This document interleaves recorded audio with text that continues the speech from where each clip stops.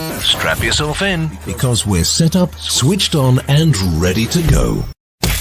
You are watching and listening to Chris and Leicester Till I Die TV on YouTube and your favourite podcasts. Leicester Till I Die TV, your first choice for everything Leicester City. Tune in and join in now.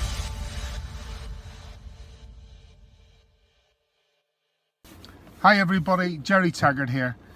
Now be sure to watch Chris and Leicester Till I Die TV by subscribing on YouTube and following them on social media for all the latest Leicester City news and information. Come on you foxes!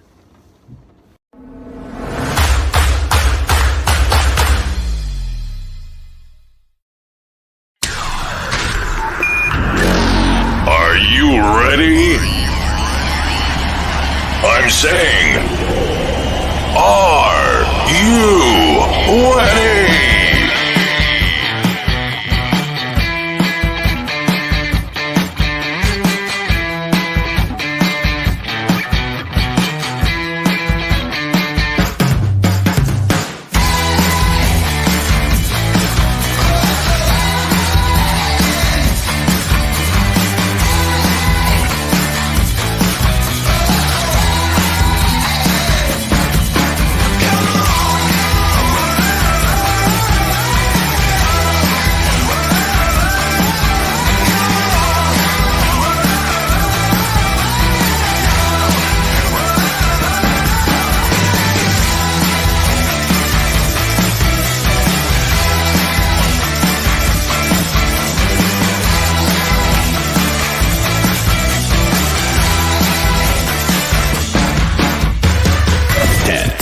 Nine, 8, 7, 6, 5, 4, 3, 2, 1. Hello.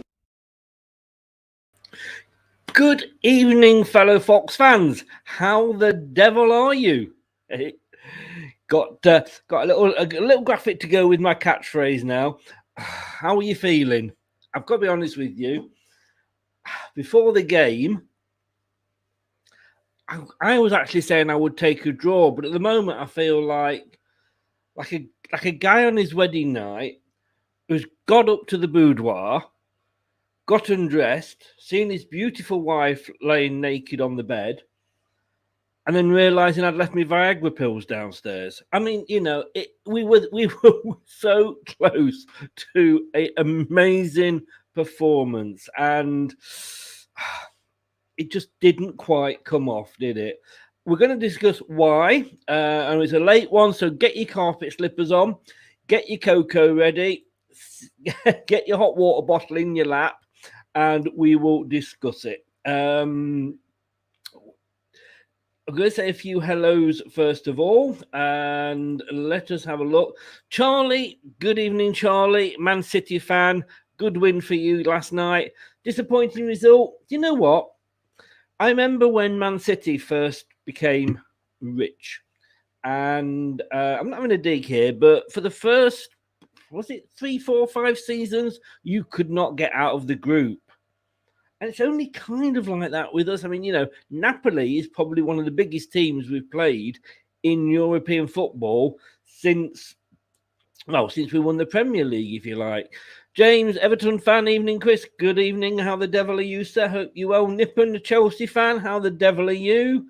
Doug, good evening, sir. Feel like it's like I've just said. It does. You know, I feel like I've left my Viagra downstairs. Nippon, indeed. How the devil are you? David Gamble, good evening, sir. Thank you for joining us. Talking about leaving your Viagra downstairs on the wedding night, he's back. He is. And let's say a very good evening to Josh. Welcome back, mate. Good evening, Chris. How are you, pal? I'm all right. I hope you didn't have that problem. But it's been a long time. You were unmarried before. You're married now. Hopefully your beautiful lady wife, and like we said before, you did scrub up well, and your beautiful children. I hope you all had a lovely day, and it's nice to have you back. Thank you very much. Yeah, it was amazing, mate. I'd say it's up there, one of the best days of my life with the FA Cup winning the Premier League title win. I love it. Oh God, yeah. I presume she's not close by. No, she's gone dead. Just say this is Leicester Till I Die TV. We are on Facebook, Leicester Till I Die the group, Twitter at Leicester TID, and YouTube Leicester Till I Die TV. Sorry, Twitter is at Leicester TID. I don't know what I'm saying here, to be totally honest with you. Let's get somebody who always knows what he's saying in. Brad, good evening, sir. Evening, sir. That was a strange one, wasn't it? It was a bit of an up and down one, wasn't it? And we went through all the emotions. I think that's fair to say. Yeah, definitely went through the emotions. Went for a bit down the flashbacks with some of the officiating, but the channel's only just got its monetizations. I'll leave them post chat. Yes, please, please don't say anything. I mean, let's get this out of the way first of all, because it was 2-2. I must admit, earlier on, I did post on Twitter when Celtic went from being 2-0 up to being 4-3 down at the end. Could you hear Chris Sutton sing? I did think that was going to come back and bite me on the arse. 2-2 it finished. Perez, what can I say? Always told you he was an amazing player. Barnes, and obviously Osimhen, that guy scored 2, obviously, for Napoli in the second half. But let's get the elephant in the room out the way first, gentlemen. And Josh, let me come to you first, and let me just get rid of this and put that back up there. That referee was shit, wasn't he? Terrible, absolutely. I mean, there's a few decisions that I would at the time I was baffled they'd actually gave them, and then by replays you can sort of see, well, yeah, maybe give him the benefit of the doubt, but overall, it makes it sound like we're quite bitter. It's a decent result at the end of the day. Disappointing, obviously, after being 2-0 up. But as refereeing performances go, I thought it disgraceful. Really, absolutely disgraceful. I mean, one of the biggest cheers, Brad. It was disappointing. Yeah, one of the biggest cheers, Brad, was when we actually got a free kick, almost a bigger cheer as when we scored the goals. I mean, I have never seen. To be honest with you, looking at that, if it came out that referee had been bought by Napoli, I wouldn't be surprised. He was a disgrace to the refereeing. And, referees can be bad for both sides. I accept that. And they can be good for, not every referee is going to be like Colino, whatever he was called. But he was biased, was he not? It certainly seemed that way with his card distribution. That's the one thing that got me. Evening, Nipan. My thing is, right, I've got nothing wrong with referees being bad for both sides. If at least you're going to be bad at your job, be consistently bad. That's one thing you'd rather have in an official in the weirdest sort of way. But he was very soft at giving yellow cards. I still really can't figure out why Ndidi got 2 yellow cards. Don't know how that's a second yellow. Like Matt said, there was a few. Josh, I forget names. You see, you've been on that long, mate. I forgot your name. I forgot. I'm mixing up names. Josh. Yeah, Josh. That's what I meant to say. I was testing him. I was waiting for him to step in. To be honest with you, I call him worse off camera, so don't worry about it, mate. Like Josh said, there was probably a few instances that when you actually look back at the replay and go, all right, he has given him a bit more in there. But again, it was them instances were riling the crowd because them instances were probably fans that were going, maybe he has nicked him. And the referee was like, well, there you go, let's card, Leicester, you've done it. But then our players, whether there was minimal contact or not, do the exact same as Napoli. And I'm not bashing Napoli for the way they did it. They do it in the Italian league. We know very well what the Italian league's like. They did nothing different to what they do every week in the sense that they feel the tackle and go down. Well, they feel the tackle, they go down, they get away with it in that decision. Call it what you want, but they went down softly. They got decisions. We went down softly and didn't get the decisions. You can't blame Napoli for doing exactly what was given if it wasn't given for the opposition. That's not for them to bother about. If something, Brad, Oh, sorry. You No, got go on. me with the names now. Josh, I mean, that referee, he might as well have been sponsored by Clinton's, mightn't he? I mean, 5 yellows and a red to Leicester, 2 yellows to Napoli. And what got me was, yes, we know that the Europeans are cheats. We know they'll go down. We saw that in the Villarreal friendly with the horrendous tackle on Fofana. We know that the dirty bastards, most of the time. But what? No, they are. I mean, they do. We do know they cheat, and we do know that. You run past them, you fart, they fall down holding your leg. Just look at that Italian guy in the Euros. 1 minute he was like he'd been shot. The next minute, because they scored, he was up and celebrating the goal. To me, that is cheating, and that is most European teams. They cheat. But what gets me is the fact that they were going down and getting the free kicks. Our players were going down for whatever, whether it was free kick, not getting them. He was just absolutely shit refereeing. And I don't care about the monetarization. I'll say it again. It was shit refereeing. It was really, really poor. I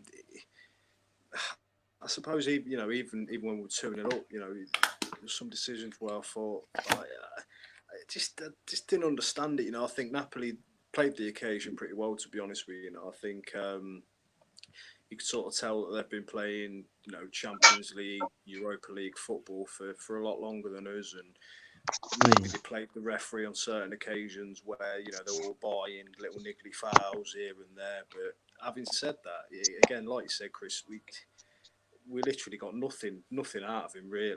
I think it was like more or less halfway through the second half, and I think going back to what you said about a cheer from he actually gave us giving us a foul. It was like a free kick to us halfway. About middle of the pitch, something like this, and it just goes to show that how poor he was. Again, I don't want to sound bitter because I'm not really want to sort of blame referees. They've got an hard enough job as it is, but tonight, mate, just absolutely shocking. Really, really poor. And yeah, I'd like to see, I'd like to sort of read something about him getting investigated in the next few weeks. It probably won't happen, but it's something very. But you could believe it if he was, wouldn't you? I mean, Brad Scott says here, Brad, I'm shocked the referee didn't book Daka or Nacho with the amount of fouls against them for simulating.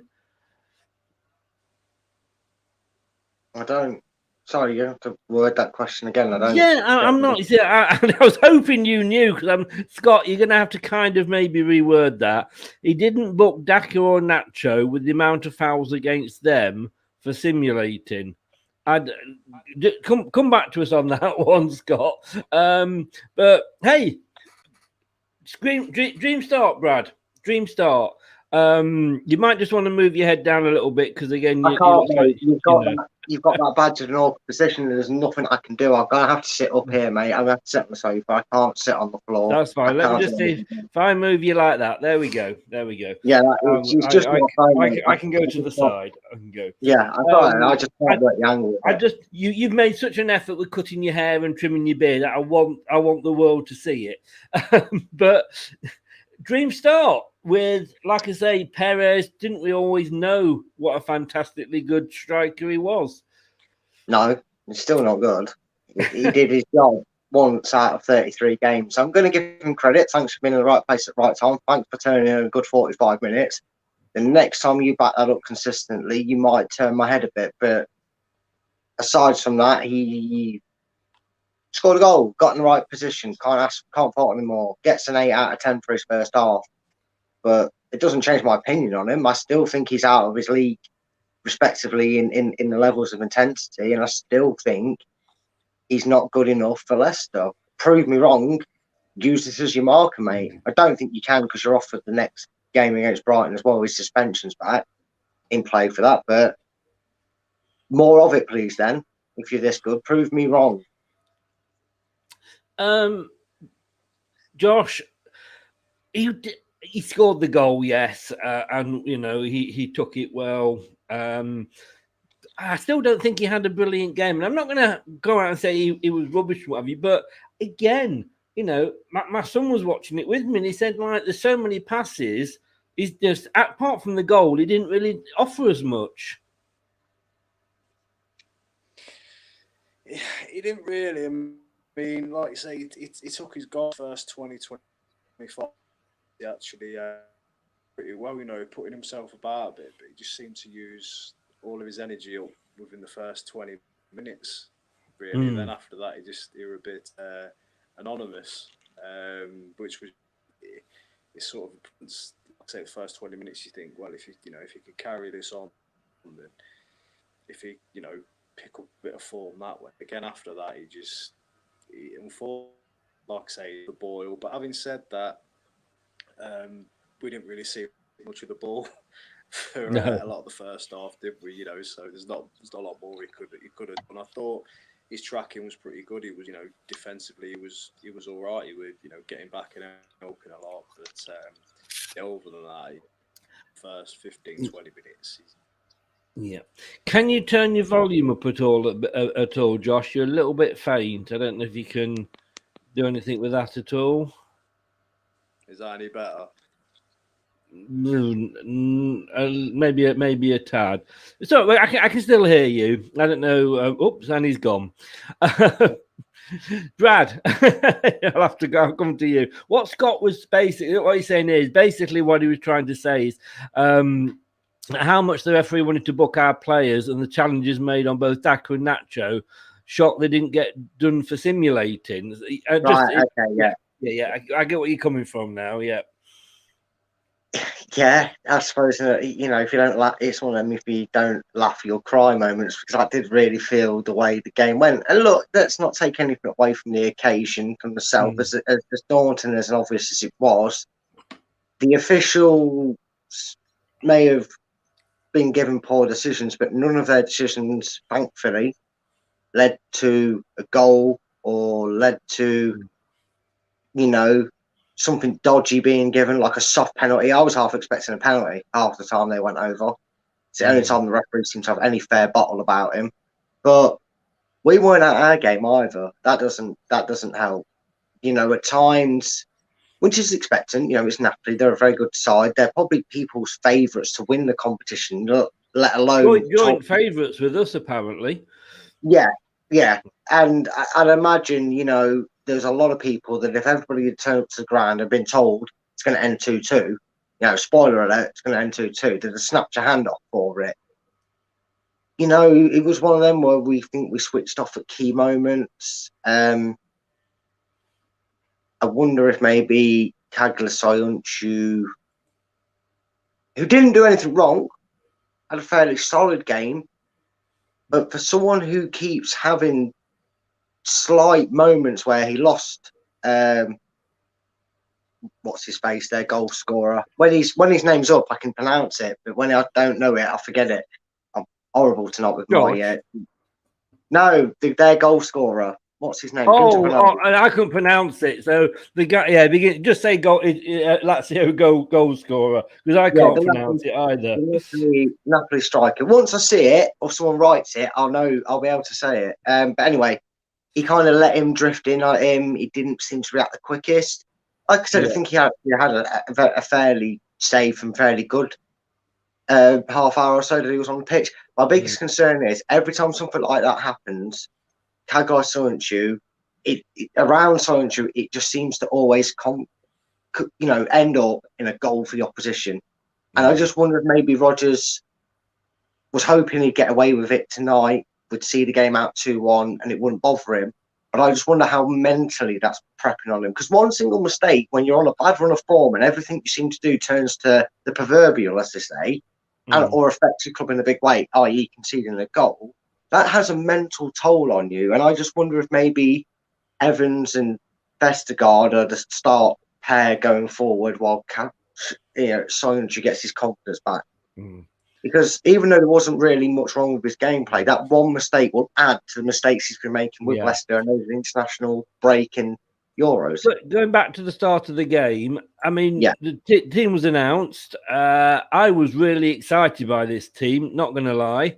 Apart from, I was surprised Perez was picked. Again, I'm not going to lie on that bit either. I thought Lookman might have started, or even sort of Dewsbury Hall. But I mean, I looked at that and I thought, Inacho and Daka, and I've got to be honest with you. Look at that, look at that bench, and there's a lot of teams would look at that and go, bloody hell, we'd like a team like that. It is looking really like we've got strength in depth this season. But what were your thoughts on the starting lineup? I was fairly happy with it. I mean, probably the fact that Lookman, it seems that Brendan's trying to ease people in this year instead of feeling the need to throw them in at the deep end when they're not quite up to scratch and not quite ready, is kind of benefiting him. I think the fact that obviously Perez was free from suspension gave him a chance to get another 90. Well, it turns out to be 45 minutes, but get a start under his belt, see what he could do. Because obviously for the next 2 games, he's not in contention at all. No matter how well he trained or performed tonight, he was never in contention. But if he had a good 45 minutes, obviously what will go in his favour is whether his whole performance was great or not. He did get the opening goal. He was in the right position to put the ball in the back of the net. And, it will go down well for when his suspension's up that Brendan Rodgers no doubt thinks about putting his plans. Lookman also gets the chance for the Premiership games to probably see a bit of minutes.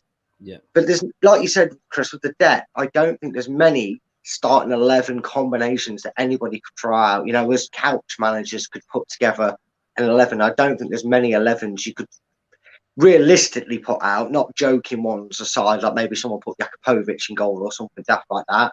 There isn't too many players out there you wouldn't be too happy or too concerned about seeing them on the starting 11 pitch. Yeah. And that's a really good thing that Leicester wanted to get solved this season, and it's showing.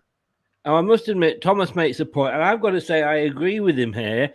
A great match. I think the performance was great, and we made a serious side who have been unbelievable in the last few games look average. Should have got the win, but got to take the positives from it. I've got to be honest with you, agree with that totally. Yeah. The last quarter of the game, yes, it was all Napoli. Once they got that goal, that gave them that extra belief, as it does with teams. But this was a performance of the ilk against Manchester City. This wasn't the Norwich, this wasn't the Wolves performance. And we'll come on to sort of what the ratings were later. But I thought, as Thomas said there, at times, and there was too much at the back that was too close, that we just nearly gave it away. And I don't like that. I don't like that. But sometimes there were some amazing little interactions between our players. We were closing them down. And I would say for 3/4 of that match, we were the better team. Yeah, we definitely had a very strong period. I think if you were to put a blot on the performance itself, I think, and I know I'm going to quote some form of stat here, but I'm glad you sat down, Chris. But I think the one that was the only concern I've got the stats ready for later, mate. Don't worry. Yeah. Well, the only one that really concerns me is, it's probably not even really a stat, is Leicester didn't have enough of the ball and do the right thing with it. I think more times than not, when it was good, it was great. It was bang, pass, forward, gone, recycled, cut them open, made an opening, got the ball forward. And then sometimes it was, no, you have it, we're too close together, the ball's stuck under our feet, we've made a pass, it's gone out of play, it's gone to a Napoli player. And that has been a pattern over the course of this season in the first 5 games we've played in this season in all competitions. 6 if you include the English Super Cup. There has been periods of the game when Leicester have been on the back foot, maybe look a bit panicky, a bit desperate sometimes with defending, which again, when it's been desperate defending, it's been absolute desperate defending of quality, if there even is such a thing. But it's them moments in the middle where just when you can hear the crowd going, please just get it right, get it forward and get it gone, and that pass goes astray or it goes just behind Barnes or it goes out of play for a throw, and so and so isn't on the ball quick enough. You could hear the airs of frustrations, and you felt it watching it at home, didn't you? You almost felt yourself seeing the pass, watching it, and then just going, "Oh, for God's sake." Not what we needed. And just when it seems like we were digging ourselves out of trouble and not composed, you got it into that final quarter, and more times than not, unfortunately, we're still not quite getting it right. You could flip it and say, at least we're trying to make these creative passes and trying to split these good quality defences open, because Napoli are a good quality side. They've had a flyer in Serie A, as far as I'm aware of, and they're a very good side. Like you said, there's reasons they are red hot favourites to win this tournament. We're probably playing one of the hardest sides currently in Europa League, and they're in our group. Well, this is what I was going to say. We have to remember that, I mean, just hi, Luca. Hi, Static. Thanks for joining us. I mean, this is the Italian team. I know they've only played 3 games, but they beat Juventus, and you could argue it was a weakened team, but they beat Juventus at the weekend. They played played 3, won 3, scored 6, conceded 2, 9 points. They are like us, only just missed out on the Champions League last season. They are a strong team. We weren't playing a Zoira Luhansk here. We were playing one of the big boys of Italian and European football, and for vast parts of that game, we made them look like Norwich.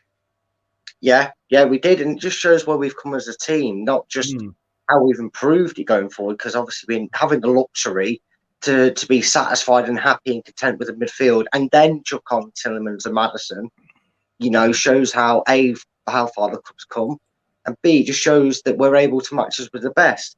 I would argue, Chris, that Leicester City fans have been privy over the last few seasons to, and we'll eventually see 9 different teams compete at the King Power Stadium. We're talking Club Bruges, you're talking Porto, you're talking the teams have gone from my name. That you're talking Copenhagen, you're talking teams around our group the last season. You're talking Seville.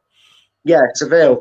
If you're talking all the teams that come to King Power through this European competition, in terms of quality, they're second only, in my opinion, on paper, they're second only to Atletico Madrid. In terms of team quality that have come and played at the King Power. And I'm talking the Atletico Madrid that played us in the Champions League, not the UEFA Cup one, because there's a reason Atletico Madrid back then were only in the UEFA Cup qualifying match.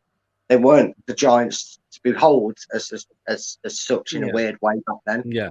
But yeah, and I think we did really well. Yeah, it stings. It's a bit of a sucker punch. Makes you feel as sick as a pig that we were 2-0 up and lost the game.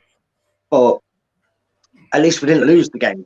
No, and again, I mean, I said this to my son. This is where we've come as a team, that we were disappointed with that. The Leicester of a few years ago would have bitten your hand off for that. And I think for me, we didn't lose. We didn't do a Celtic. We didn't do, apologies if any Man United fans are watching, we didn't do a Man United.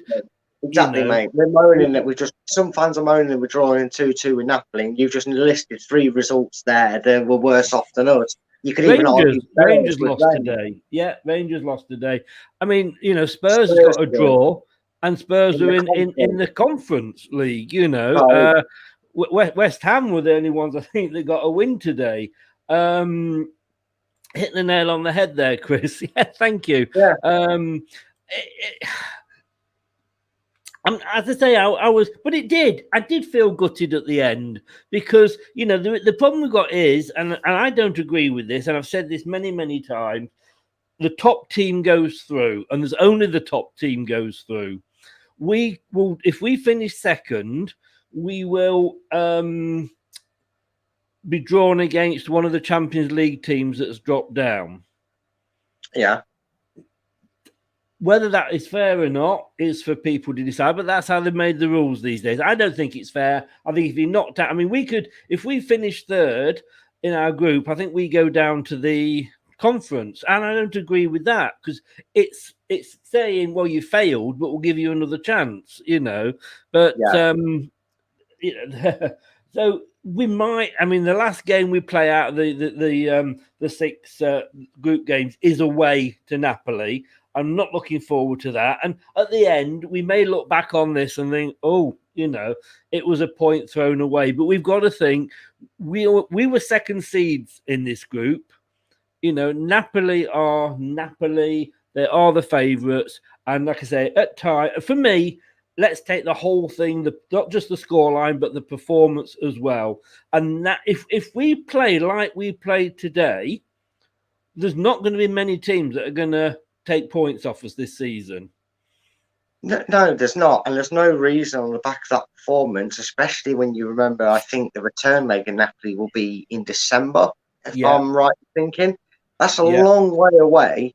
That means we've got the other 2 teams in our group who are still not going to be the easiest opponents, but where you're expecting to get your maximum points from are probably coming up home and away. So, Napoli showed signs that they can be beaten. We've shown signs that if you come at us, you probably scare us a little bit at this moment. But I would hasten to say that over the next couple of games, if the back four's got its fitness up, and that's kind of the end of it with Evans and whatnot playing today and Soyuncu coming on, etc. I'm hoping we're going to start seeing a steadier 11. Results in the league will also help if we can match our performance again, like I asked us to tonight, which I think we did. I think you were right in saying what you said about it matched the performance and the effort that we showed, not just going forward, but resolute at the back at times.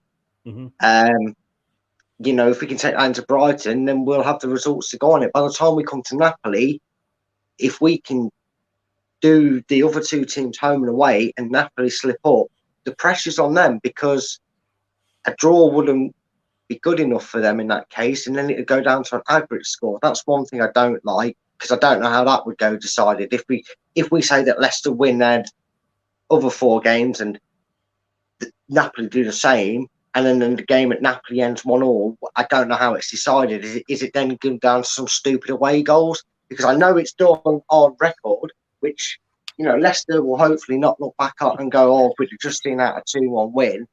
I don't know. I don't know at all. Just to say, thanks to Josh for popping on his internet. He's having trouble with his internet. I don't think he'll be getting back on. So, mate, thanks very much, and I'll see you tomorrow for the Brighton preview. So we're gonna have a look at the game, then we're gonna have a look at the substitutions, and then we'll have a look at the new signings. But like I say, it was a good start. At the end of the day, Perez had to be there. And how often have we seen it where we're in the box and there's nobody for us to pass to?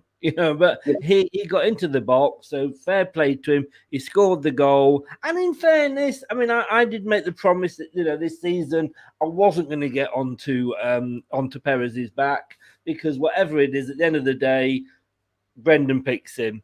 So it was a great start, 9 minutes in, and it's 1-0. Thank you very much. And then we managed to hold on. We got past half time without conceding the goal, which is normally sort of Leicester's way of playing. 64 minutes, 2-0 up, Harvey Barnes. Yeah, it could have been 2-0 a little bit earlier. But it seemed to be the case with Leicester. He somehow missed that chance. And I say somehow, I know the keeper saved it, but I feel that Harvey Barnes could have done better, and he did show he could have done better by the way he finished the goal that he eventually got on that point. And with everything that was going on with the game, and to be fair, Napoli had their tails up. They were obviously sensing if they could use the momentum of the way they ended the first half, that they could get themselves level. And kind of that's maybe where, if you're a Napoli fan, and I know we had one on the show yesterday, didn't we, Chris, who came on and give their opinions. Check that out if you want to hear a Napoli fan before the game. And yeah, you could probably feel, if you was a Napoli fan, you'd be sat there feeling hard done by. Your team came in at half time, yes, 1-0 down, but you was on top and you'd started the second half fairly well. Then all of a sudden, after an offside call stops you being 2-0 down. Your team don't switch on, and Leicester find themselves 2-0 up, which was great for Leicester fans. But you must have been pinching yourselves a little bit at that point, because I know I was kind of half dazed when it hit the back of the net. I was kind of like, yeah, bloody hell, and that's been a bit under the collar, but we'll take it. Kind of felt like that was a little bit of karma going, that's for not quite allowing you the draw at Man City for your efforts, sort of thing. Kind of felt like that. Did you think that Daka's goal, was it a right VAR decision? It took him a while. Yeah, and that's normally a bad sign. I thought the rule had changed. I know we spoke about it beforehand. Yeah. I thought the rule had changed. It was kind of like, I don't know if you know this, Chris, I might have mentioned it a few times on this channel, but a certain sport called cricket have this rule where if it's a very, very tight decision and the umpire's decided it's not out or it's out, it goes to a thing called umpire's call. That's suggesting that the umpire's a human and he's allowed to deviate whether he thinks that is or not. I thought that was sort of the implication of this new rule being brought in. It took me 3 replays to actually even notice that his boot might have slightly been offside by a hair. But if they're going off anything else, and his shoulder, I've never known, or his arm, I've never known anyone to score with their arm before in it counts. So if it's that, I don't know why it's got. I thought they were supposed to be giving the advantage to the strikers this season. Or have I made that up? I don't think that's how they'd like it being worded. I don't think they ever like the terminology of advantage towards a player because it insinuates... No, but you know what I mean, though. Yeah, you know I think it's more leeway on human error. If you want the humans to stay in the game, i.e. as the officials, then you've got to account for human going, yeah, but if I did this with it, and from that angle it's on, from that angle it's actually off. Okay, yeah, the referee didn't, the official didn't flag it, the referee didn't call it, we're going to award the goal. I think fans would be happier because they're getting the entertainment out of football. And it stops, in the nicest way, it stops defenders resting on the laurels. How many goals have you seen either if they get given, a defender looks like an idiot because he hasn't stepped up just enough, or their heart's in the mouth and they're going, oh, thank Christ, his big toe was the size bigger than my heel. Yeah. And it's not right in football. Football's lost that edge. Yeah, and I do feel Fox there. Yeah, you should. If you were in earlier, go back at the end and watch us. We did have. Well, I certainly do. We had a rant. Well, we all had a rant about the ref. We had a ref's rant moment. And he says we were robbed. I mean, so 2-0 up, and for 5 minutes, I had discovered my Viagra. You know, it was 2-0 up against Napoli. Is this true? I couldn't see any other result than 3 points for the Foxes, but 5 minutes they got one back. You know, they're one of the most expensive signings. He did the business for them. Yeah, and that kind of summed it up. And it's Odderman. I just remembered how you pronounce his name. I heard it myself in my head when I finished. Odderman. The goal summed up Napoli's luck they've been getting. They've been getting every decision. They've been getting every referee in and flagged their way and whatnot. I'm tired of talking about it, but that's just our job. We're calling it as it is. And then a bounce that was a deflection that was a loopy header lands in his feet. Now, don't get me wrong, it's a brilliant touch. It's an absolute impeccable, if not filthy, disgusting little dink over Casper from that close in to score the goal. But for anyone that's played FIFA, right, I haven't played in 6 months because I got rid of it for this reason. If you've ever played FIFA or a game like that, Chris, you know, this is like maybe your Sega Mega Drives for yourself or a time. Be careful, old Jesus. You're a bit older than me. Yeah, I used to play sandstick football back in my day. But you know, when you just feel like, well, I used to play blow football. At least that's what I told the wife it was. Yeah, well, that's for another channel. But you ever played a game and had a situation with that in your life, and you just feel like, oh, man, this game just doesn't want me to win. It just doesn't want me to happen. And you just felt like it was and it's a coin of phrase for anyone who's a FIFA 21 fan will know. It had the complete momentum shift that you normally see every game you play on FIFA, because as soon as that seemed to bounce its way off 65 million deflections and land at his feet for him to dink it over Casper. I think you felt a disturbance in the force.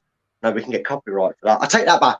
What I meant to say was you felt a change in momentum in the game, and unfortunately, the lady looked and smiled down on Leicester, and questions about the defending for the cross into the box, but he got his head on it, and in the end, we couldn't quite get the 3 points that we were looking like getting after the second goal winning from half bounds. But you know, like I said, taking on the bookies' favourites and not losing the game, it was probably everybody's safe bet for today. So yes, take it as it is.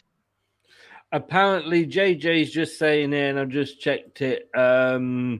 Apparently, fans were throwing missiles at each other after the game. Yep. Fan violence. Leicester and Napoli fans in bust up with bottles thrown and police involved. An entertaining match between Leicester and Napoli descended into chaos in the stands at the final whistle. Yeah. Fans climbed over safety netting to attack each other, and when police intervened, they began launching bottles instead. Do you know what? How long have we not been allowed to go and watch football? And these brainless idiots, when they finally get back in and are able to watch it, to go and do this. And that's whether you're Italian or English, because I'm sure it was 6 of one and half dozen of the other. Yeah, and not to make light of the situation, but I guarantee you our lot get the book thrown at them and their lot won't, if it's their official ruling, the judging, just to kind of put a bit of a tongue-in-cheek situation. But you're right, Chris, don't ruin the experience. 10 years away from the football club you're supposed to be a diehard fan of, don't ruin it. Lifetime ban, is it worth it? Of course it's not. Yeah, he might have said something to you in Italian, and you might have said something. And if you're an Italian Napoli fan for whatever reason watching this, might have been like Chris said, 6 1 half a dozen the other. There's never an excuse to react, because one moment of stupidity is going to cost you the joy that someone would snap their arm off to have been there tonight. Yeah. You represent the club when you go to that game. You think there's 1,000,001 cameras on the players, well, they're on you as well. And you know what social media is like. To anyone on here, do not do it. Do not let the anger and the occasion get the better of you. Yeah.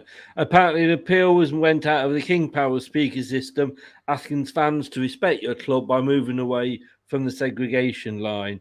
It was not clear how the violence started, although Cullerton Fox said they were fighting amongst themselves. But we were generally well behaved for the 90 minutes. But I'm sure we'll wake up to more about that in the morning if Sky can fit it in between the fact that Man United played. Did I say that out loud then? So we got 2-2.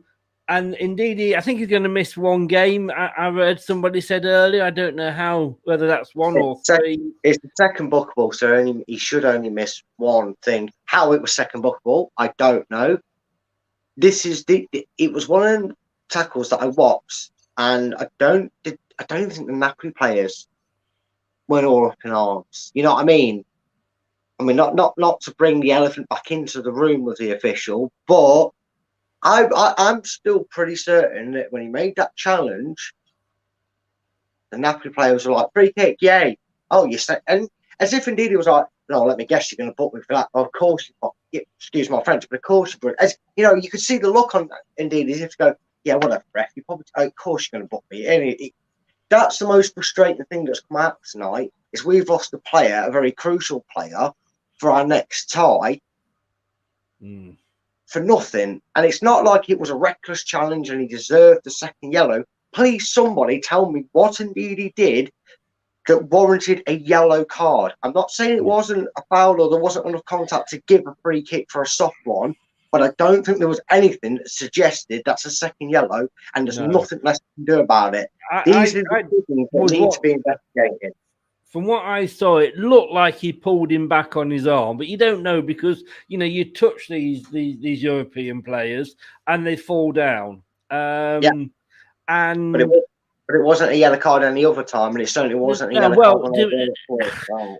94 minutes into a 95-minute game, do you have to do that. I mean, any other ref, I think, that wasn't an idiot would probably say, "Oh, you know, it was the last minute," and probably have blown for the end of the game. But this referee, and I think he was just one of these that said, "Like, I'm the ref. You're gonna see more of me than the team." But he went like this. He went like this. He went, "I'll just brighten myself up, put the attention around me." Tell you what, he reminds me of. Do you remember the West Ham game? I think it was when we won the league and we drew 2-2, and John Moss was the ref. Yeah, and he went about making the whole game the John Moss show. Yes, that was my honest opinions of it when I was doing that season, and that it was John Moss, show. And I felt like the referee was that tonight. It was all about him. He couldn't let it go, could he? It was like an that said, though, he couldn't let something go. That said, we've lost Ndidi. Samori looks very handy. Samori should fit in there very nicely, but we haven't got Mendy. No, he's not in the squad, and I know that's down to the fact that we've had to include Chowdhury, I believe, because we've got to have so many homegrown players, and it gets quite complicated. So at this point, he can't. But we've got Samori in there. It's not the loss that it would have been last season, I don't think, but no. But let's have a look then before we go on to this. Let's have a look at the subs, because everybody's been saying that there were some strange substitutes going on. Half time, Evans went off, and I must admit I could understand Evans going off, because I noticed a couple of times he was really done for pace. Struggling to get back, and of course, it was his first, it was his first start since he'd been injured. Perez, somebody was saying earlier, he couldn't understand why Perez was taken off, but Tillemans came on. That's not a bad swap. So half time, he made those changes. Do you think they were at the right time, right changes? I mean, I think you could have maybe afforded to go 10, 15 minutes. I think maybe you could have let Soyuncu and that run, get themselves a bit fitter. I don't know. Obviously, we don't know how they prepare in changing rooms. They might have gone down the tunnel earlier and started getting themselves ready, knowing they were going to come on at half time. But for me, I'm not the biggest fan of changing something at half time unless it's tactical for a formation thing, which Perez seemed to be, I guess, coming off for who he came off for. It seemed to be a system change, or it's an injury. I know Evans. They're saying Evans went off because of his foot flared up again, so you totally understand that. Fair enough, I can understand. But also, like I say, he was being caught for pace a lot of times. So again, even whether it was that or tactical, I think that was right. Perez, yes, he scored the goal, but so often he gives the ball away, and that's I'm not going to start on that. Lookman coming on for Daka. I was surprised Daka went off because he was unlucky with his goal, but I tell you what. Well, we'll come on to that later. But again, did you think that was a good swap? It's a weird one. I was half expecting Iñárritu, to be honest with you. I thought had a good game. By the way, I've seen some strange comments around saying Iñárritu was selfish at times, but the greatest respect, these people were always saying he never passed to Daka, and their names suggest that they were Zimbabwean or a very big fan of Daka, because a lot of comments were along that nature. I personally don't think he was selfish. I think both of them had a good game. Iñárritu plays it into oh God, my brain's gone to mush, mate, trying to think of how it all built up. But yeah, I thought maybe Iñárritu was the one, maybe just because Daka took a while to get going. I'll admit he was a bit feeling his way in, which you expected, but he looked good, didn't he? He did look good. He looked quick. He's going to have to get used to the muscle, because sometimes you could claim he went down a bit too easy. Again, without bringing me back into it, yes, they got decisions we didn't, but he won't get away with that in the Premiership. That won't be a free kick in the Premiership. You know what I mean? Yeah. That sort of. But apart from that, you know, he looked really flared up. He looked really riled when he seen that his first goal for Leicester had been taken away from him by the barest of margins. A coin's New Zealand commentator once said. You know, and he looked to get around a bit more. Yeah. Wrong personnel, but I thought the sub made the most sense. The And one then that Madison didn't, on for Sumari. yeah, this is the one that didn't. That didn't make any sense to me. I But mean, so he was on a yellow card, but he was the only. Well, he was the only player that was on yellow that was taken off. the problem is, as well as you look at the players that play in the position that you're going to put Madison on for. You've just brought Tielemans on. Samore and Ndidi are having a great game. Unless you're going to revert to one up front and play him as a shadow striker or something, you're not going to take anyone like Barnes off for him and play him on the left wing. You're not going to do that without Daka there. So unfortunately, it was between him and Ndidi, and I think he'd have found it more strange had he taken Ndidi off for him, because they were both on a yellow. Unfortunately, one came off and won't miss either game, and one was sent off in the strangest circumstances. Vardy on 87 minutes. Was it worth bringing him on? Look at the dice. It's Vardy, let's face it. It's Jamie Vardy. And, you know, every club says they have one, but we definitely have a footballing legend in our side and Vardy. We've had him there, doing what he's done for years. At the end of the day, with 10 men or not, a ball that bounces into him, Tielemans plays a 45-yard through ball. There's only one man you realistically, even with our expectations on Daka and what we know Iheanacho is capable of, if you're telling me that Tielemans in the 88th minute cuts out an attack and plays the ball forward 30 yards between two defenders, there's only one Leicester City striker you want on the end of it, and it's 34-year-old Jamie Vardy. Didn't happen, but it was always worth a go. I can see why he brought him on. Yeah. Right. Well, we are going to have a look very quickly at the new signings that we made, and we'll do that straight after this.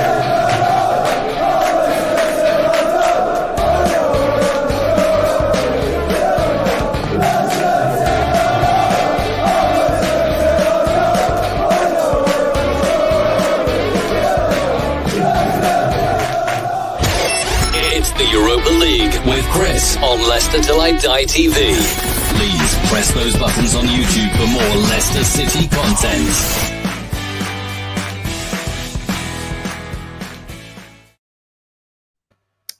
Right, so we'll start with the one I think for me was the player of the pre-season, and I think he could be the surprise star signing for us, Ryan Bertrand. And I thought I cringed a bit when he went down injured and he took that ball straight to his knee, but I think he had a very good game. Yeah, I think he did. I think, you know, we've said it before. A lot of fans of other clubs have said it as well, and they're still saying it now.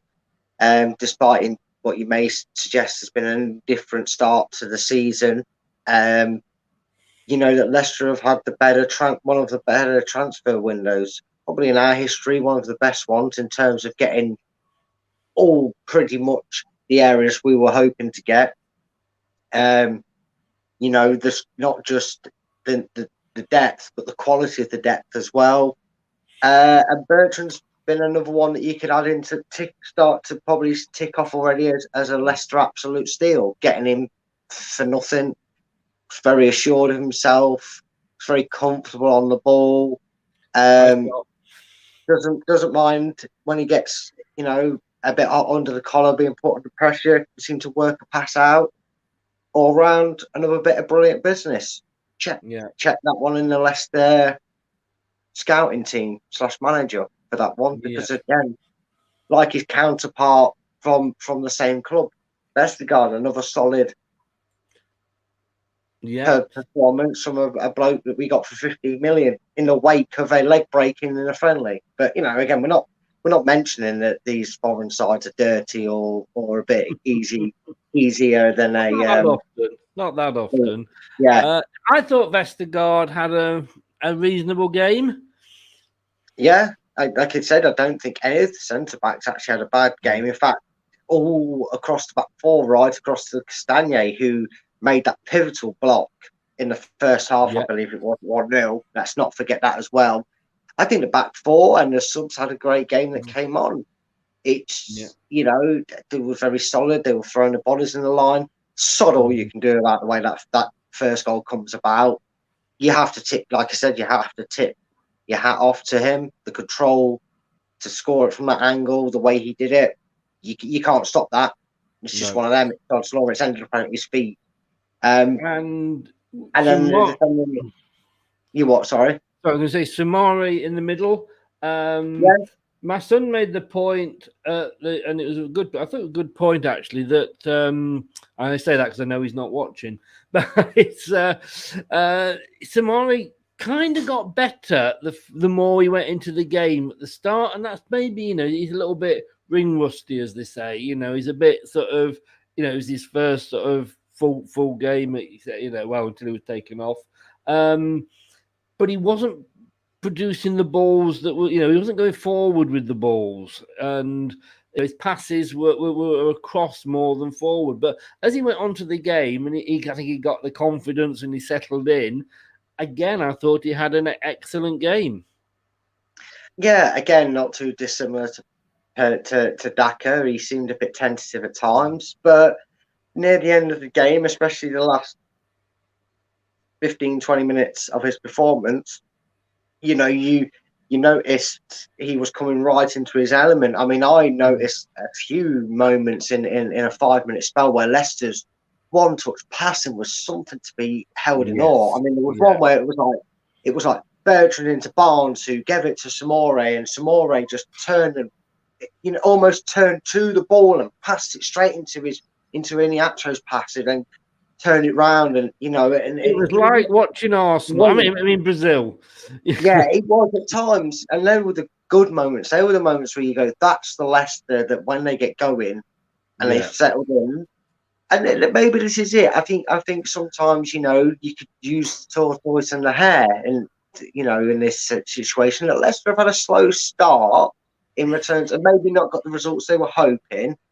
You know, in certain cases, i.e. the Manchester City performance didn't get the result. Napoli kind of got the result, but didn't, you know, in the way the game went and it panned out in the end and how it did. But you can see that if the engine fully gets, the pistons are all going, and you've got your backup pistons on the bench that are ready to come in and the cogs and ready to come in at the level.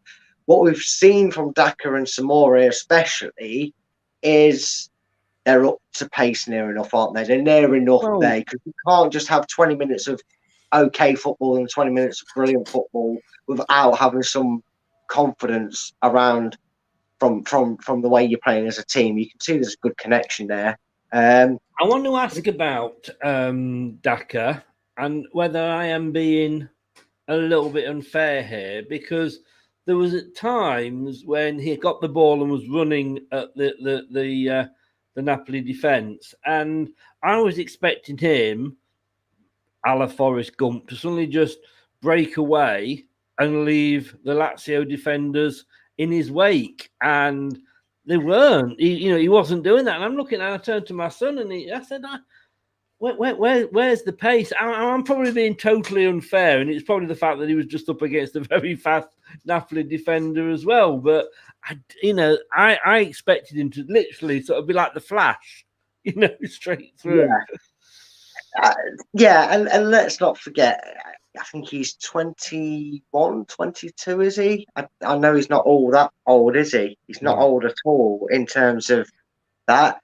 Let's not forget that YouTube is a great flatterer, and remember that he has just come, from the Austrian league, which is not a bad thing. I'm not saying he haven't. We've seen talents come from there. He's played with a certain blonde-haired bombshell in Haaland, and he's played in the Champions League and competitions like this before. So we knew what to expect of him, and we knew he could do it at this level. But again, this was one of them where it was his first start for Leicester. This was the first real chance, and it was against, as we've said many times on this show tonight already, it was against one of the best sides currently in this competition. You could argue if the teams that are finishing third in the Champions League are coming down, they're probably of lesser quality than Napoli, unless there's a shock in one of the groups anyway. Yeah. So even if the tournament progresses and both Napoli and Leicester make it out the group stages, either way, first or second, they're probably still going to be one of, if not still the strongest side, depending on who it is that drops down from the Champions League. And we saw glimpses of what he could do.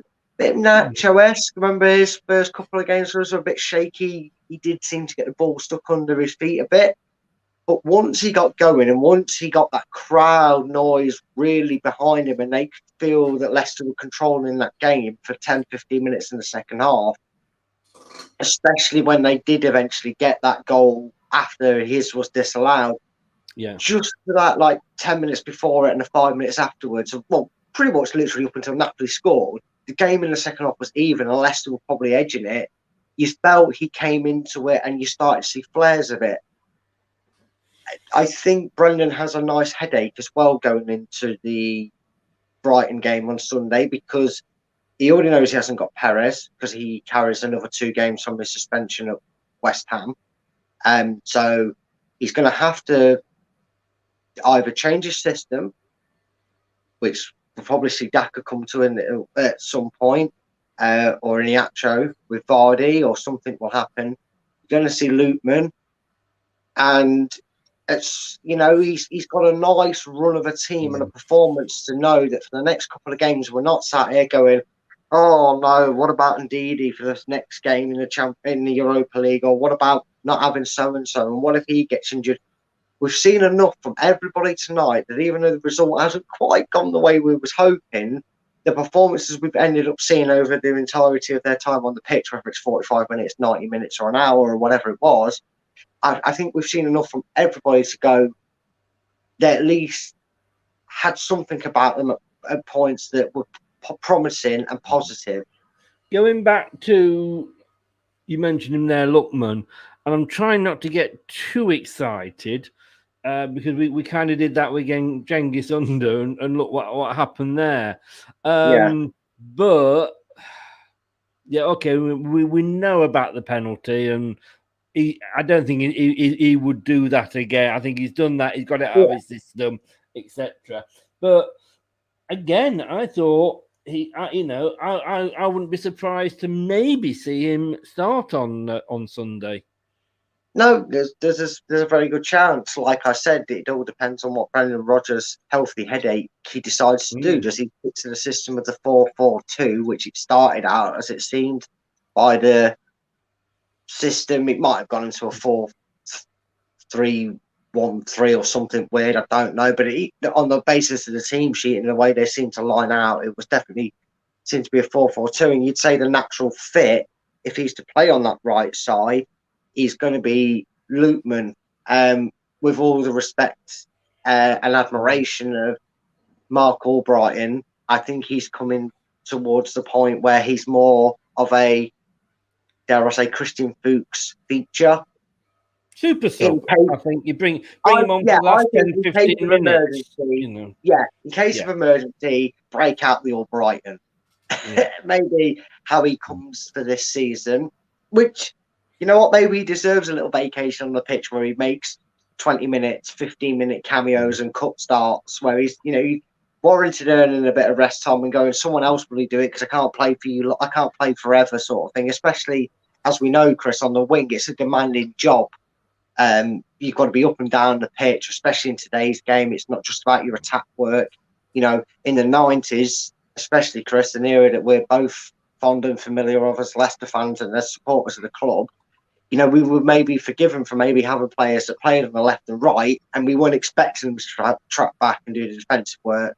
Now, a player like Albrighton sometimes gets to stick because he knackers out after 50, 60 minutes because he's up on the wing, tracking back. And you can look at Okazaki. He never got past the 60th minute, did he? But I'm just going to say, it's just coming in now. We have actually got Brendan Rodgers' reaction to the referee this evening. Serious, man. You cannot be serious.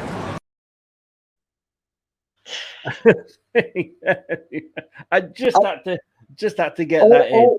All I will say on to any Foxes fan, especially ones that's not old enough to maybe remember, please go to YouTube and type in Leicester City versus Atletico Madrid 98 and try and find, or if you can find the season review for that season, I believe it'll be the 98-99 season.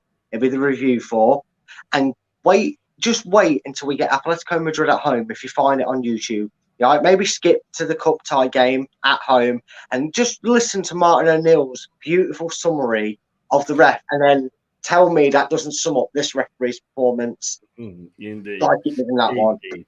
I'm not encouraging abuse towards officials. All I'm saying is maybe if you want to educate what our actual opinions may be on this referee, listen to Martin. You can't argue with a Leicester legend. Listen to him. Unbelievable, Jeff! Yeah. For those old enough, they'll know what we're on about without me saying. But if you're not, go and check it out. You'll understand the vents and frustrations of maybe what we want to say. Thanks for joining us, Cullerton Fox. Good night and sleep tight. Don't let the bed bugs bite. Right, it is time when we'll have a look. And I don't often disagree with Alan Bennett, who does the man of the match, but I might have to disagree with a lot of what he said.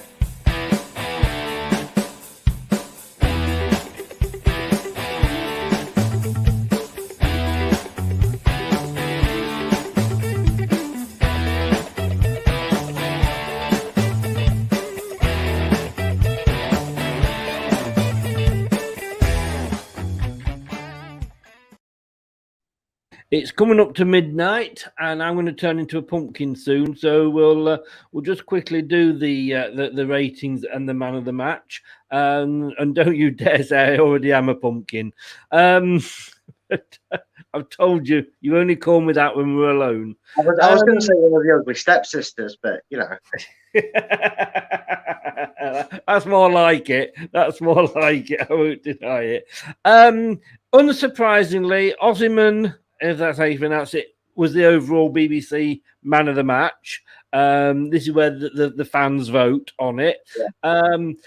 Alan Bennett, God bless him, straight out the ground, gets the signal, does man of the match for us and rates the team and rates Brendan's performance as well. You know what's coming, I think, Brad, because you probably saw it up earlier. He's gone here for Ndidi as man of the match. He's given the manager 6 out of 10. He's given the team 7 out of 10. I've got to be honest with you, Alan. Like I say, I'm it's all about opinions, and that's your opinions, and I respect your opinions because you were there. You were at the match.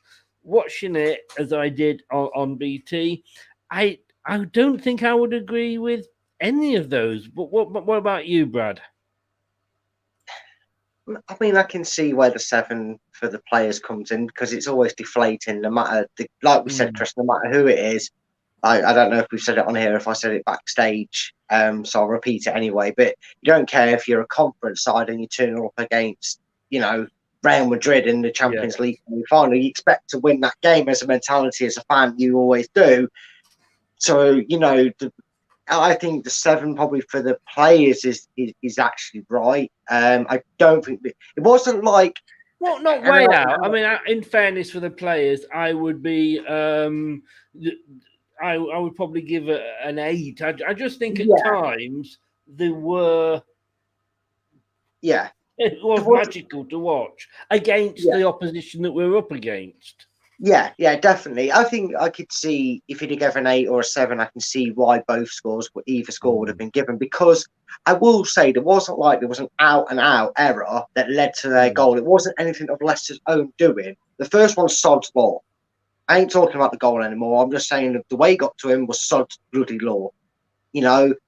Second goal, you could argue switched off a little bit, didn't get into him enough, but the kid's got a good lead. He's a good player. He's clearly their standout player. I think the manager, again, I think people have got to start seeing the bigger picture.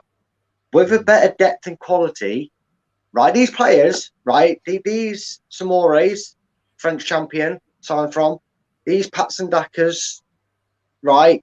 Who, okay, Brandon has already stated he's not going to be jumping and chucking him in at the deep end. Fair enough. But, these players haven't come here and been told, right, by the way, lads, right, sign this contract, come play for Leicester because we can guarantee you 15, 20 minutes every so often because we don't think you're good enough to play. No, what comes is an agent and a player sits down with our staff and goes, right, I want to come in and I want to be, I'm going to compete and expect. And my belief is I've got the ability to be a regular in your first team, Mr. Rogers. And I think I'm worth this much a week. And I think I'm worth this, these bonuses. I think I can achieve these. So I want this. Right. And what that means is you've got to find a way to get these 4, 5 players in and out of that first team at a good enough level to not just integrate them and get them used to the pace of the football in England, the style of players, the team that he's now signing and playing for, but you've also got to get fitnesses up of returning players. This is Brad's short answer, by the way. Yeah. Well, my long answer is in the 3-hour live stream that I'm doing on my own in a corner in a dark room. But no, I think the balance is what Rodgers is still trying to find. We've got injuries, we've got new players. You can't just expect it to just be, here's an 11 for the Premiership, here's an 11 for Europe. No, these players have come and signed for Leicester, wanting to make an impact and playing in all competitions. There ain't no JB here. I think you're playing wind up here. The manager gets a 3, the team gets a 2. I think you may have been watching Arsenal. I think he was watching the young boys beat Manchester United. Not a sentence I ever thought I'd end up saying, but there we go. Brookline, I think we need to say that probably JB was on drugs and probably needs testing on that one. Brookline has gone for Barnes, and in fairness, Barnes did get the I'd probably go for Barnes. He got the BBC one as well, not too far behind Osman. I've probably got to go again for Schmeichel because he made a couple of really good saves. And I would have to, give the players 8 because at times, given the opposition who they're playing, they look sublime. I'd probably have to give Rodgers an 8 as well because we're not just judging it on substitutions. And, substitutions, let's be honest with you, he puts a sub on, he gets in the right place at the right time, he scores a goal within 2 seconds, and it's a masterstroke. But he went with a team and I was demanding changes from Manchester. I said, we've got to keep the team fresh. We've got to, start giving these players we've signed, football. And then, we've not paid 30-40 million for players to just play in the Carabao Cup. And he did that. He was brave. He went, not for the single striker again up front. We had Inacho, we had Daka on. And I just thought, I looked at that and I thought, do you know what? I think you've done well there, Brendan. Substitutions, it is all about opinions. And I do get what, and I have to respect Alan's match because Alan is doing this from the stands. And in fairness, you will see a hell of a lot more from the stands than you do from the TV set or the radio set. Of course you do. And the fans don't get the pleasure of the replays like we do for certain incidents. And maybe we're blessed a little bit that when it's good and the ball's out of play, they're sat there waiting for the coach to pick his finger out of his bumhole and pass the ball back, and there's an injury take 10 minutes. And if you're a German coach, smell it as well. Yeah. Whereas we're sat here watching it on the telly, getting replay of Barnes' goal or Osman's or Desmond Tutu's or whatever his name is, his goal, or whatever. We get the luxury of being spoiled with the highlights within the 90 minutes of the game. So we do. And I think the man of the match is probably a mixture of a few because there wasn't any real standout performances. There was just very good performances all the way through for me. Bertrand for me was in for a shout. Castagne was in for a shout. I think it was very much in for a shout. Yeah, there was a lot of good games, good performances, and again, if we now take that into Sunday, and we get 3 points on the board on the league, by the time the Europa League rolls around again, we'll have to contend with being away from home, but against a side that did be expecting it. If you can maintain that level of playing whilst improving what we do in the middle, I don't see why Leicester can't have a very healthy September, October. Definitely. In terms of who we're playing and how they're looking. Yeah. And let's not forget as well, as Leicester fans, we are sat here talking about playing in a European competition for the third time in 6 years, for the second consecutive year, and we are playing against teams, what would be more satisfying in a way, a 2-2 against Napoli or a 4-0 against Oyer Luhansk? We want to play the big teams. This is what we do. And if we do go that step further this season and end up in the top 4, we're going to be playing teams like Napoli. Yeah. We don't get no freedom in the Champions League by finishing 4th. We won't get none of the, we'll be praying for a Napoli in our group come the draw, because you could end up with an AC Milan, you could end up with bloody Juventus, and then all of a sudden you're hoping you can get second and not drop in the Europa League. I mean, like you said, Chris, Man United had the worst start to their group. Tottenham got a draw in a conference, a competition that apparently they're not even bothered about being in, right? Arsenal would have broken both the legs and arms to be playing against Napoli tonight and getting a draw. God, I think Arsenal fans, to be fair, in their season would have just been happy to play Napoli. Not see the team probably play decent. Is that Arsenal playing in nappies, did you say? I think I misheard you there. Yeah. Well, Arsenal playing against Napoli in nappies, whatever. Yeah, fine. If that's how you want to play it, cut that and view it for later. I don't know. Just so Arsenal could see some decent, Arsenal fans would get to see some decent football at their ground this season. Yeah. There was a lot of teams that envy our position, and let's not forget, like you said, this is the second season that Leicester haven't been envy of your West Hams, your Evertons, and that one freak season where Burnley made it in. Going, them 3 or 4 seasons, it didn't feel that good, did it? Finishing 9th and 14th and 10th, when it was like, we've not really capitalised on that. But where we are as a club now, absorb every moment for it. Forget second, we get second. You know what? I don't give a rat's backside if we get shafted by, they scored 2 at your ground and you only drew 1 all at there, so they get first. I don't care. I couldn't even care if it came down to that stupid bollock of a rule.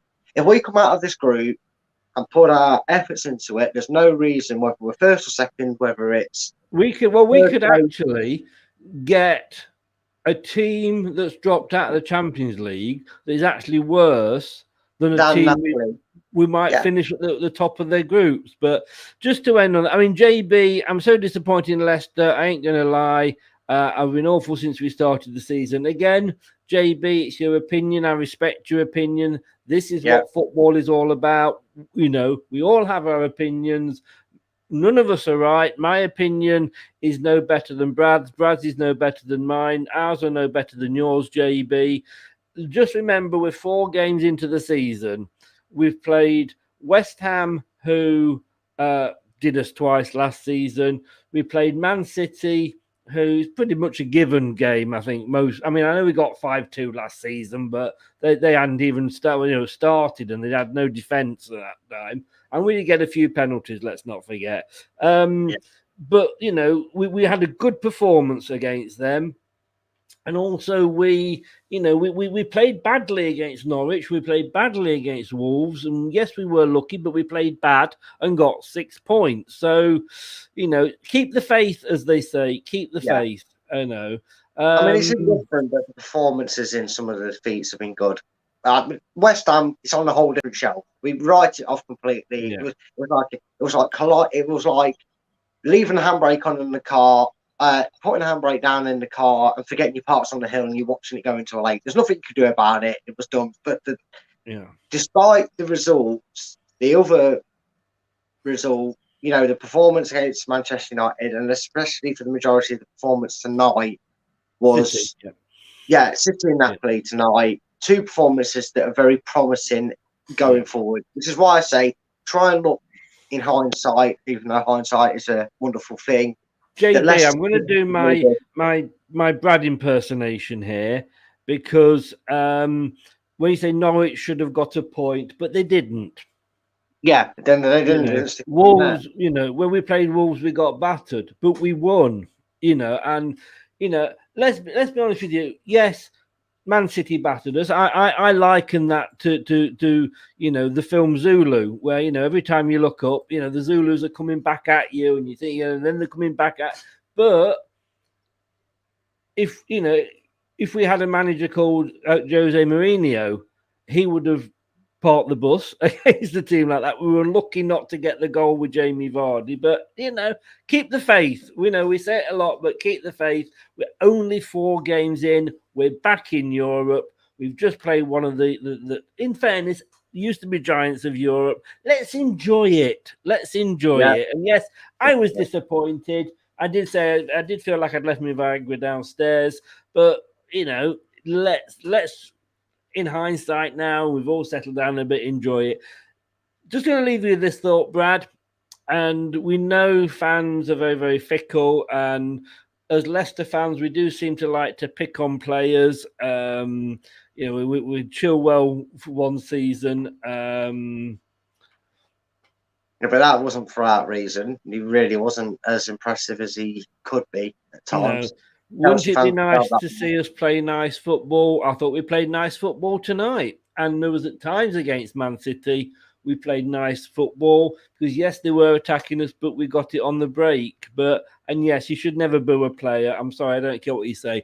But that actually, JB, does lead me on to the point that, like I say, Barnes got 7.10 and was our Leicester man of the match on the BBC where the fans vote.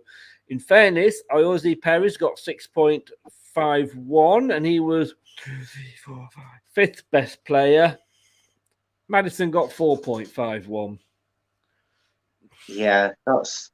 But then again, Vardy only got 5.07. But then again, Vardy was only on for about 3 minutes, wasn't he? What could he do? What does that tell you? That's probably another thing I would question about tonight. If you're looking at performances to maybe push a player out of the starting 11 for Brighton, apart from the obvious one, which will be if he sticks with a right winger, it cannot be Iosi Perez. Obviously, we've already discussed that we would like to see it be Lookman, who, yes, I know what you said earlier about comparisons to how Under started, but at least Lookman looks like he's not got the problem that Under and Perez tend to look like they have, which was he's got a bit of bulk about him. I think the one thing that has been under concern that every Leicester fan has a right to be concerned about would be maybe some more comes in for Maddison. I don't know. Maybe a shift in how we do things in that middle of the park needs to change because that he's become one of the players that a lot of expectancy is on his shoulder now. To if you're on the bench and we bring you on, we're expecting you to take the game by the scruff of the neck. You're commanding a fee and being reported as the player in the same breath as Jack Grealish. Your opinions on Jack Grealish aside, in the space of a season and a half, Jack Grealish has gone on to become the same as and then better than Maddison. He's the reason, he was picked for England. There's a reason he moved to Man City for the full value of the 100 million. Maddison needs to start turning it on because, again, for the 4th or 5th game running, well, the expectancy and the talent that we know is there, I want a bit more from Maddison, or he has to lose his position in the 11 for the time being. Yeah. Going to leave you. Hi, Simon. Thanks for joining us at the end here. Unlucky for you guys tonight. well, you got a draw, we got a draw. So we're sat in a pair of drawers. What can I say? I'm going to leave you with this stat because I know you love a little stat here, Brad. So I'm going to leave you with this one. 22 shots for Napoli, only 32% on target. 7 shots for Leicester, but 71% on target. That is a good stat to end on. Brad, thanks very much, mate. I will see you Sunday evening. Yeah, celebrating 3 points, hopefully. Hopefully so. Hopefully so. Thanks very much for joining us, mate. I'll see you Sunday. Stay safe, mate. Thanks a lot. Stay safe. Take care. And cheers. Guys. Bye-bye. Thanks to Brad there, joining us as always. He knows what he's talking about. I tell you what, we're going to be back tomorrow again. Next 3 weeks, I look a bit yellow on this. Do I look like I've got jaundice? A bit like a friend's spray tan. Do you remember that episode? Anyway, we're back tomorrow, 7 o'clock. If Josh can get his internet working, and we will be talking Brighton. Yep. Brighton on Sunday, guys. 2 o'clock. Isn't on any telly. Probably be on the radio. But at least the FA are being sensible this time. When you play on a Thursday, we'd only play on a Sunday or a Monday. So that's not too bad. 2-2. Look, guys. It was Napoli. I said I'd take a draw before the game. I was disappointed, but, let's look. The performance at times was sublime. Yes, at times it wasn't, but, we're not going to be sublime for 90 minutes against the side of Napoli's quality. Enjoy it. We're back in Europe. See you tomorrow night, 7 o'clock. Don't do anything I wouldn't enjoy. Take care. Have a good night. Hello, Matt Elliott here. Be sure to watch Leicester Till I Die TV on YouTube and follow all them social media platforms for all the latest updates and news on Leicester City Football Club. Thanks for watching Leicester Till I Die. This is Chris saying goodbye and see you next time.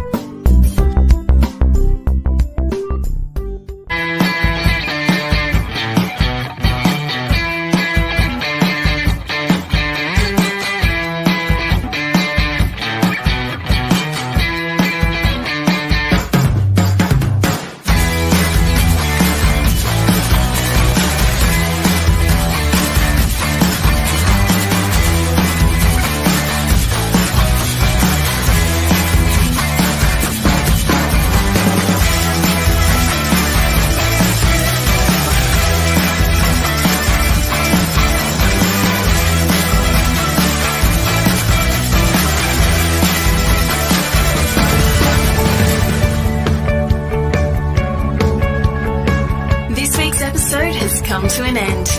But the fun doesn't have to stop here. If you have any questions, suggestions or feedback, head over right now to Twitter and Facebook and like, share and get involved. Join us next time.